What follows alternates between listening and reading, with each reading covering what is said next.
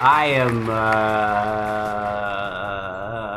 moderately nervous about this because I'm like, I'm not toxic. I might be. I could be. Definitely when I'm playing games online, I'm super toxic. In real life, I don't know. But then that makes me go, I'm probably toxic. Fuck. So let's just watch it, and if it turns out it's about me, I'll just cry inside. Let's go. Somebody in the last video said they appreciate how Swoozy puts on a whole fit to sit in a room and talk. Well, we don't do things halfway over here, player.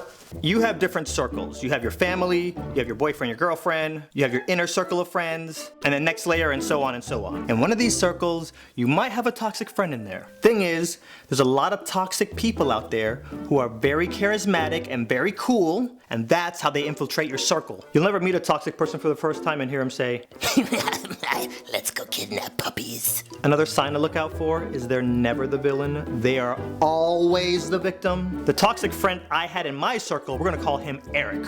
He still has some friends convinced that he's not toxic. I started getting a little suspicioso.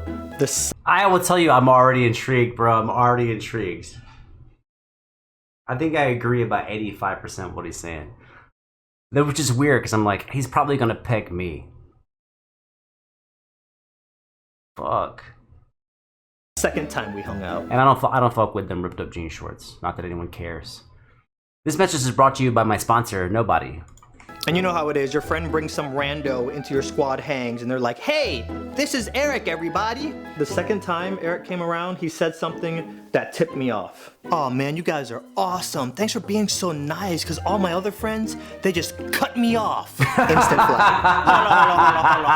I already call bullshit. I'm sure somebody says that, but you would never say that. You wouldn't say that. Like, why would you say that? It's like, hey, don't fuck with the lights, cat. Shit, man, what are you doing? But that's like whatever you're doing. And someone being like, the last time I did this, the police came. You wouldn't say that. You might say that, but you wouldn't say that. Hold on. Everybody in your group of friends got together and decided to just cut you off all at the same time? Yup. Warning, warning. Because either one of two things are happening. Either all of them are the problem, or you are the problem. And one thing I know about toxic people is they're manipulators. They'll do something wrong and then try to convince you that you're in the wrong. And something else you need to look out for is they're very self-serving. They always want you to do stuff for them, or in some cases they only hit you up when they need something, but you can count on one hand the amount of times they've gone out of their way to do something. I'm relaxing because I'm pretty certain I'm toxic. I'm pretty certain, but I don't call people and ask for shit. Not because I'm nice. I'm just like, don't call people and ask for shit. Do I want to? Yeah, just don't fucking do it. Just fucking don't do it. That's different, isn't that's different. Something for you. One of the friends in the squad was moving to a new building. They text the group chat, hey guys, I'm moving to Hollywood on Sunday. Can anybody help? Oh, I'm sorry I gotta interrupt so much. I never ask friends to move. And this is because of how shitty I am. I don't want to help you move. I just don't. I don't want to. So when I move, I never call anyone because they're like, hey. And I'm like, okay, I have to. Can't do it. I'll just sell my shit before I ask for help. I text back saying, got you, fam. Then they said, hey, Eric, I'm actually moving into your building. Can you help? Por favor? Now, I'm gonna be in Long Beach all day with my girlfriend. As we're moving boxes up and down, the elevator doors open, and guess who yep, Eric, not with his girlfriend, not in Long Beach. Strike one. Now, some of my circles, I have friend circles made up of only girls. I'm hanging out with some of these girls. Eric sees my Instagram story. Yo, you need to introduce me to so-and-so. I love her videos. Ask them if they're all free to hang out tomorrow. Now, I'm not fully aware of his toxic levels just yet. I'm still sussing him out. I introduce him, we all hit it off. He's like, yo, let's start a group chat. About a week later, the girls text me, hey. This whole video is very suspicious. This doesn't make any sense to me. My past is in the academia world and in the live music performance world. And I've never had anyone... So I'm thinking about it. I don't think I've had anyone ask that. But the answer would be absolutely fucking no. Absolutely zero. If you ask me to introduce you to somebody, Zero. What? If I thought you guys would get along, I would introduce you myself. But just because this seems a little suspicious.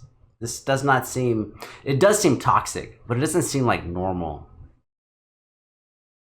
Hey, we're by your condo. Can we come up? Again, on my Instagram story, he sees we're all hanging out and he feels some type of way about it. Wow, thanks for the invite. Is he joking or being for real? And he's like, no, it's cool. 5 minutes later, Eric has left the chat. Then something happens. All the girls that were there, they all stop what they're doing and they all start texting him individually like, oh my God, no, stop. I noticed this and I'm like, everybody stop what you're doing.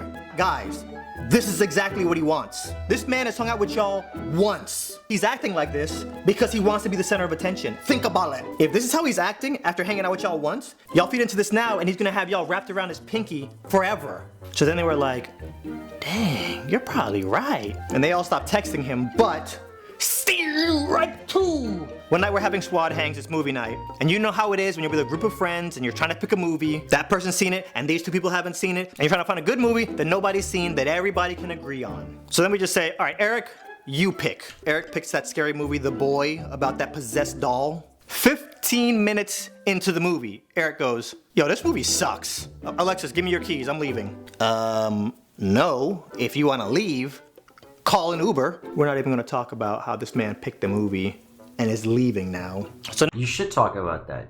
now we gotta pause the movie because this whole thing breaks out and he's getting mad because she won't give him the keys to her car. So he calls an Uber, he's mad, he leaves, and Alexis starts feeling bad. And as she goes to text him, I'm like, everybody stop! Emergency squad meeting, right now. Now this is the first time I'm voicing any concerns about Eric to I'm gonna say all this seems like super kindergarten. This seems like you're dealing with, like, I've been around a lot of shady people, man. This seems like some kindergarten shit. Like, I don't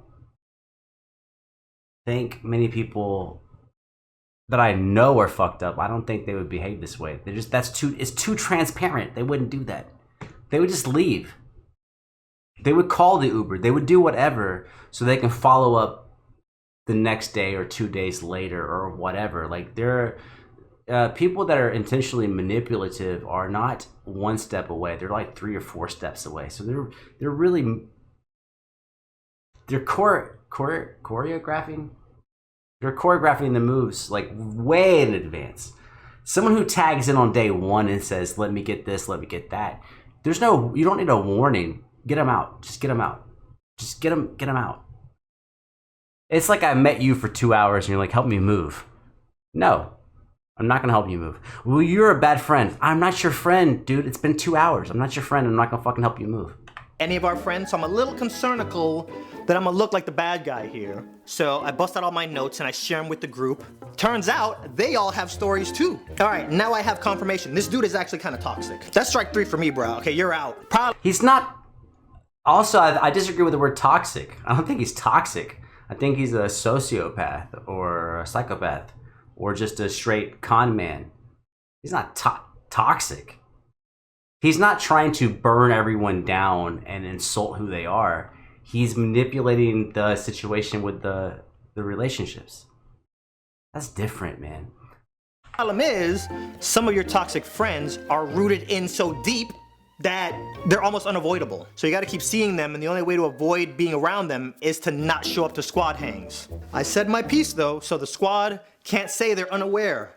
I have spoken. In future hangs, I start noticing Eric's doing this thing where he's trying to get the group to cancel certain people who have done him wrong. Yo, Omar is shady. Omar did me dirty. Yo, you watch yourself around Omar. Keep your distance. The dude is shady. Then I notice people in our squad starting to avoid this person. I mean, I said my piece. I voiced my concern. I have spoken. So fast forward, it's Eric's birthday and we're all hanging out. I bring my friend girl, tell him happy birthday, give him a present. Me and my friend girl stay on this side of the room. He stays on that side of the room. I'm not being antisocial, but I'm not being a social butterfly. Somehow, a debate starts. He says he never said something. My friend girl is like, actually, you said this on Twitter. Let me find the tweet real quick. As she starts scrolling, Eric, you could see him realizing that he went through all this huffing and puffing and is sinking in that he's about to be proven wrong in front of everybody in this room on his birthday. So this dude explodes. I don't care what you find. I never said it. You misunderstand what I'm saying. Roddy, rah, blah, blah, blah, blah. Snap that. That's true. That is how a motherfucker acts. But still. Say whatever you want to say, do whatever you want to do. To me, check your tone when you're coming at my friends. I'm very protective. I feel my inner thug jump. I catch him and sit him back down. But at this point, I get involved. Eric, you said it. I've seen the tweet she's talking about. I've heard you telling the story. Chill. But in that moment, dude was done. That is Steve right for. I have spoken. I'm gonna challenge y'all to do something. When you cut somebody out, keep them in a position to where you can help them, but they can't hurt you or take advantage of you. Limit their access to you. I'm gonna tell you right now, it is not easy. There's a million lessons to learn from a million people around us. It's important to not just have people come in and exit your life and you learn nothing. Fast forward to a few weeks ago. So you remember Omar, the dude that Eric told us to distance ourselves from? I was just scrolling through Instagram and I saw a shirt and I thought about him. So I called him up like, hey man, I need your shirt size and I need your address. I want to send you a random care package. Randomly just wanted to do something nice for him. Swooze, are you serious right now? You have no idea how much this means to me right now, bro. I'm going through a lot. And not for nothing, I'm gonna keep it real with you. Eric told me and a few other people that you were shady and we need to like keep our distance from you, but bro, clearly you're a real one. Oh, he said that? Low key, starting to think he's the shady one. I have said my piece. I have voiced my concerns. I have spoken. Bruh, I think everything you said is very accurate, poignant. The majority of the behavior seems weird that the other person was even allowed to be that way in the first place. Doesn't make any sense. As far as the person's behavior and them being allowed to be in there and letting them pick a movie, I agree the fucker's toxic. But this whole thing is like super sketch. Super sketch.